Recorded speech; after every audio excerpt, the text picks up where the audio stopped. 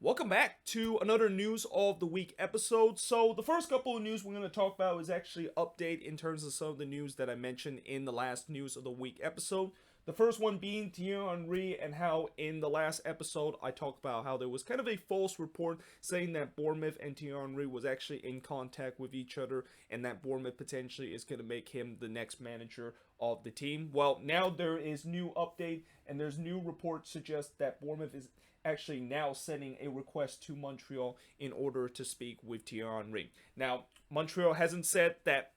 they have accepted or denied that request yet, so we're gonna have to wait in a couple of days where if there's going to be new reports or new updates to this to see whether or not if Montreal are going to allow Thierry Henry to speak with Bournemouth, and that they potentially could be losing their head coach this off season. But either way, once there is more news about this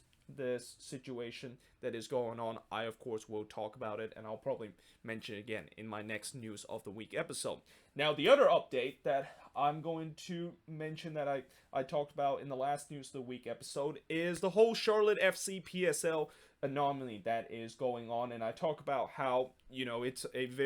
very particular but at the same time very frustrating situation that Charlotte fans are going to have to deal with, where they're going to have to pay for PSL in order to get season ticket. Well, there is kind of good news in terms of the PSL that they have to pay in order to get their season ticket, and that is it's not as expensive as what you say some of the PSL fees that a lot of these NFL team force their fans to pay in order to get season ticket. Like some of these NFL team, whenever they ask their fans to pay for PSL, it's usually about $30,000 and $40,000. And I was worried that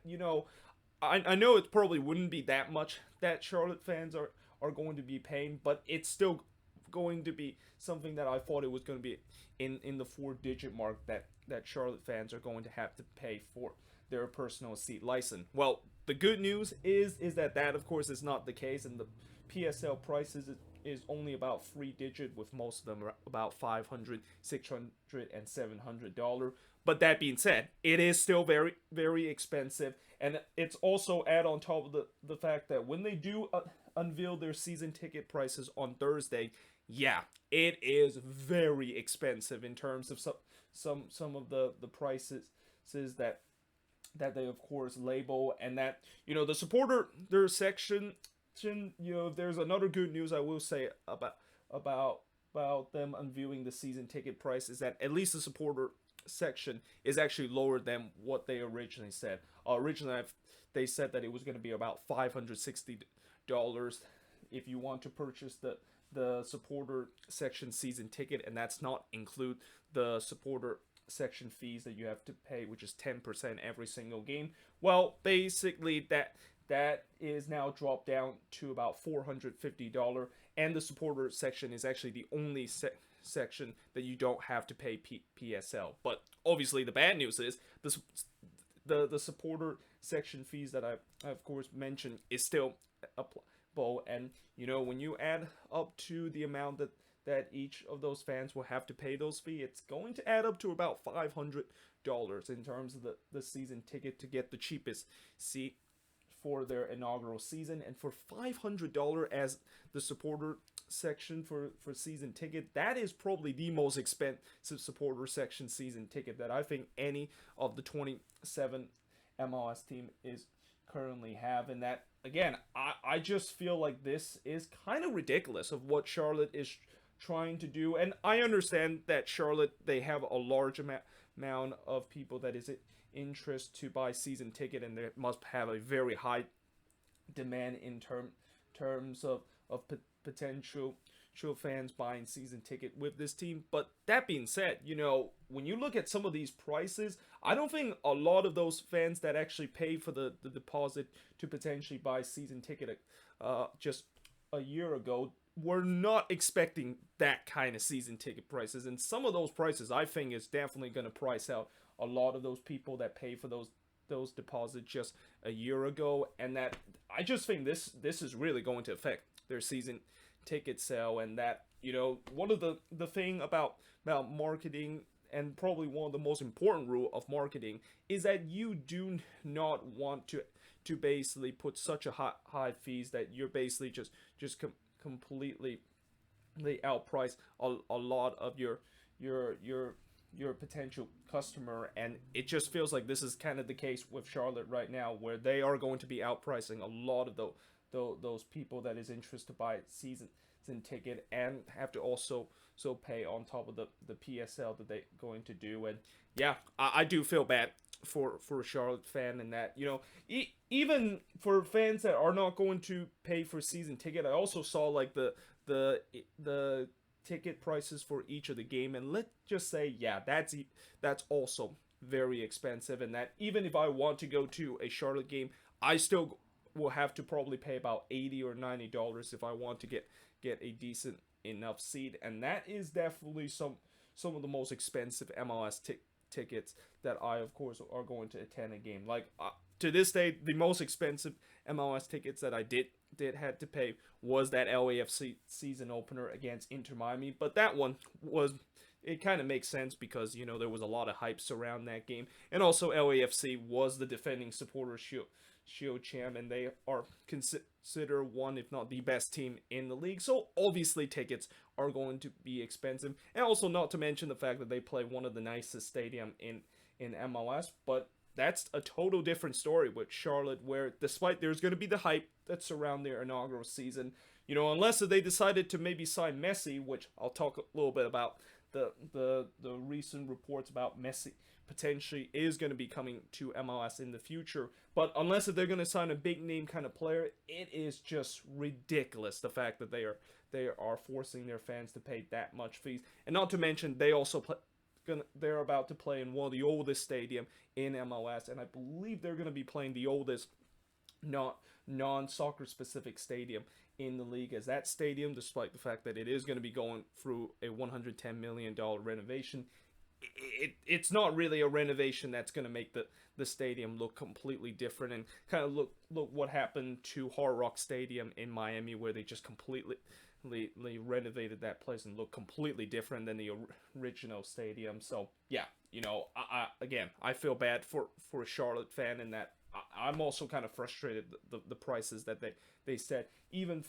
for an MLS fan like me, want to attend some of their games and have to pay a huge amount of money in order to do so. Now, speaking of Miami, Inter Miami has made a signing this week, and they're actually the only team that made a signing this week, as there wasn't really any signings that happened in these last couple of days, besides the fact that Inter Miami has officially signed Ryan Shawcross off of free agency. And, you know, this one, we knew it was kind of coming because the rumors were surrounding that Inter Miami was getting close to grab former Stoke City defender Ryan Shawcross, and indeed that, of course, is the case. And I'm just going to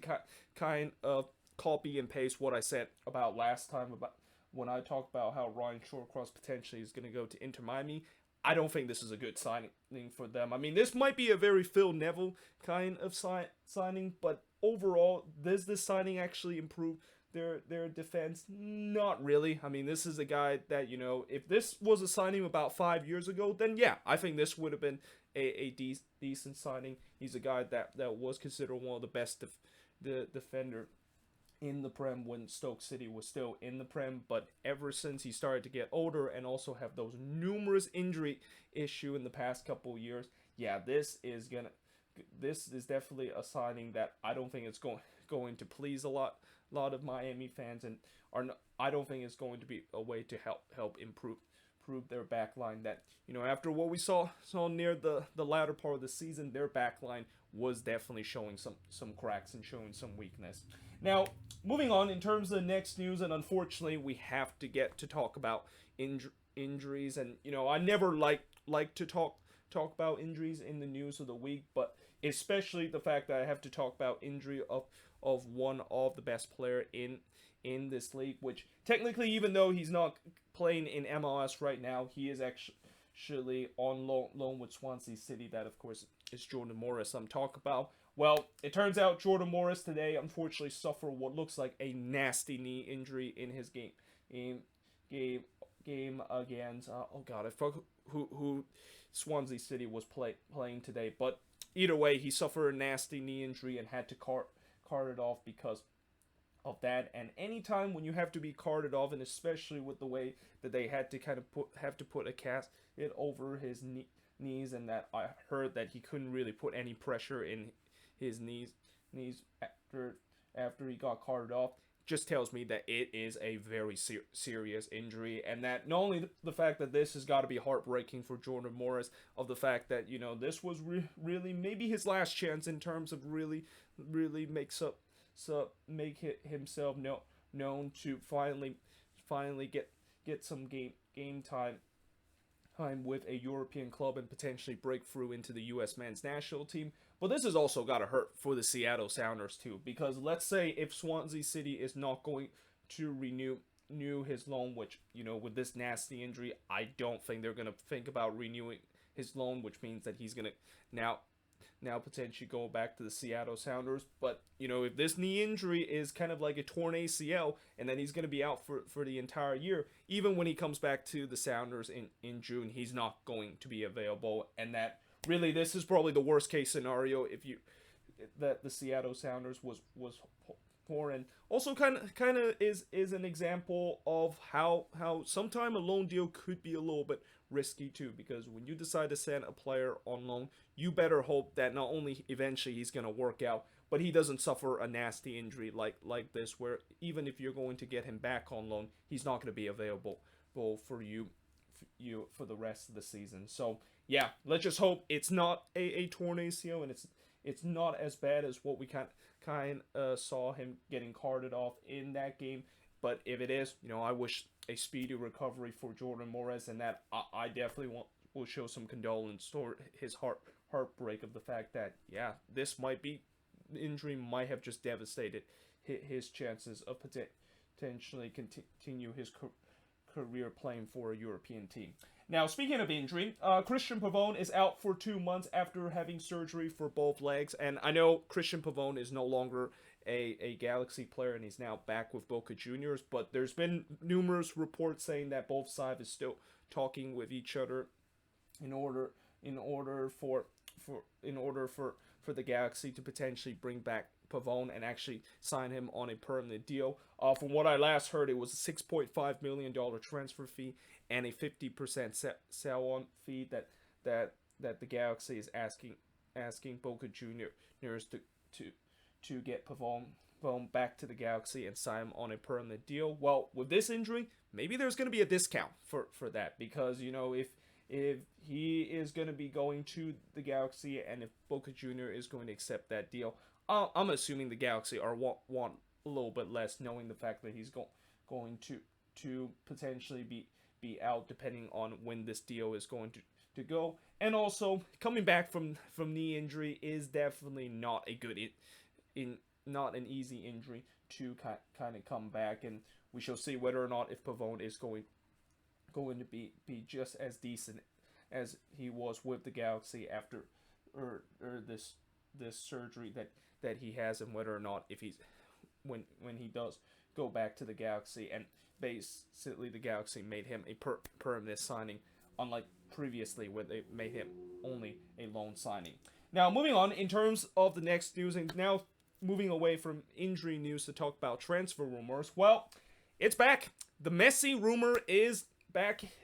and running, and now there is a rumor that Man City is going to basically go attempt number 2 in order to try to get Messi to join their team, as they decide to offer for him a 2-year deal, which also include a 2-year deal with NYCFC after his 2-year contract with Man City is up. This offer is very similar to the first attempt that they try to do. The only difference is that they actually decided to offer him 1 year less to be joining with Man City before he does go to NYCFC to pretty much finish his career there. But if this deal does accept it, I'm going to assume that MLS is going to really go ham in terms of trying to market this, and that they're going to just draw us nonstop for the next 2 years. Talk about how will Messi do once he does go to NYCFC. And also, for the record, I bet Reddit is going to really not only have fun with this, but they're going to have a bunch of memes talking about how Messi could potentially finish his legendary career at Yankee Stadium and playing in a baseball field and potentially scoring goals from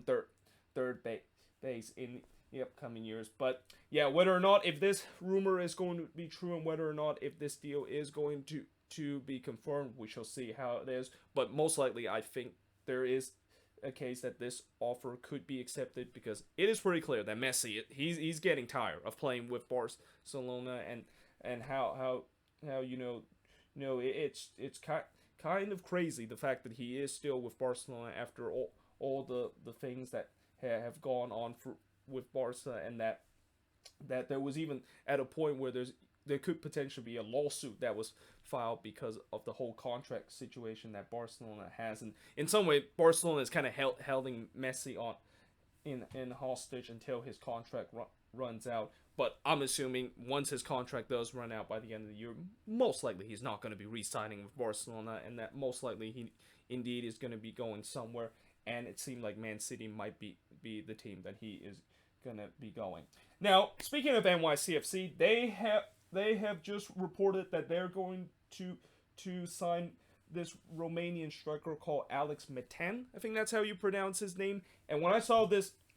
report and when I saw that they're looking to try and sign this guy, instantly I think this is an Alexandru Mitrita kind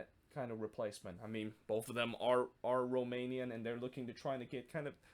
another Alexandru Mitrita type of player, which we'll see whether or not if this, of course, will work out. I mean, I remember when Alexandru Mitrita came to NYCFC and that NYCFC decided to sign him, I was kind of surprised, and I was kind of skeptical that this is going to work out, because there was not a lot of MLS teams that have decided to go to the Romanian league and decide to grab a guy from the Romanian league and hope that he will be successful. But if there's one thing that we know about NYCFC is that they have probably the best scouting department out of any team. I mean, City Football Group does a great job in terms of finding these hidden gems and finding these players that might not play in leagues that you know of, but they could definitely some hidden gems that could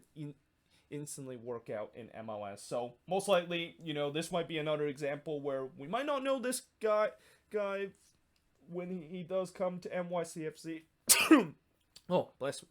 me there. But by the end of the year, I bet he's going to be kind of like an Alexandru Mitrita type of player, and he's going to absolutely light up for this NYCFC team.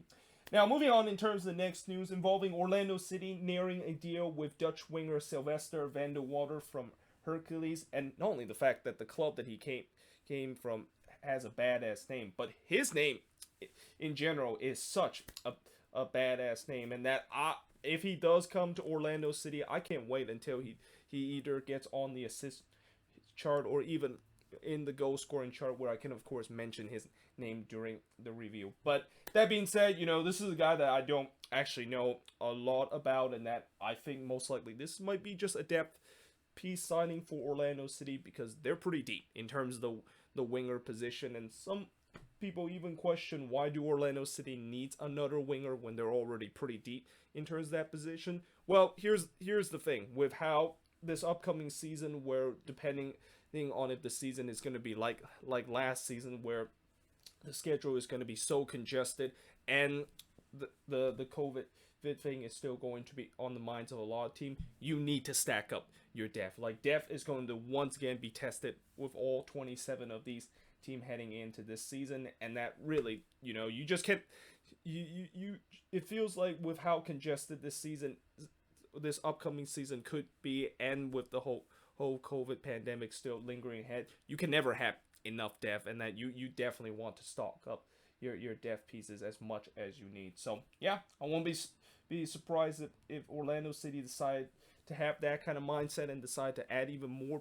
more depth in terms of the winger spot. But we shall see whether or not if this deal is going to get done. And then finally, the last news I'm going to talk about involving the Quakes, who has officially announced that they will be naming their stadium now to be PayPal Park after finalizing the naming rights with PayPal just a couple of days ago. And I wonder next season when I do get to go back to watch the Quakes at the new PayPal Park, I wonder, am I going to have to pay for some hidden fees whenever I go through the gate, or when I have to maybe even show my social security number, or even my tax info in front of the gate in order to basically go into the stadium. But all kidding aside, you know, I'm glad the Quakes finally decided to find a company that is well known to be naming their stadium, and that this of course does give extra money to the team. I believe around $2 to $4 million each year to the team after they decide to sell their naming rights to PayPal. Now, do I think those money that they of course are able to invest is going to be used to sign some player? Probably not, because you know this